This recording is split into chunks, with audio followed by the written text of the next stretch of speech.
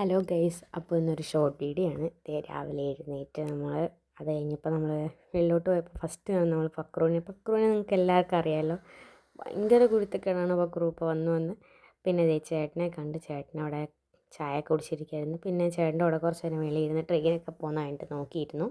അത് കഴിഞ്ഞ് നമ്മൾ അടുക്കളയിലോട്ട് വന്നപ്പോൾ മാമി പാചകം ചെയ്യായിരുന്നു രാവിലെ. അപ്പോൾ കുറച്ച് നേരം അവിടെ നിന്നു. അത് കഴിഞ്ഞ് നമ്മൾ വെളിയിലോട്ട് വന്നപ്പോൾ അമ്മിണി വന്നിട്ട് പോയി. പിന്നെ ഇത് അളിയനാണ്. അളിയനെ നിങ്ങളെല്ലാവരും ആദ്യമായിട്ടാണ് കാണുന്നതെന്ന് എനിക്കറിയാം.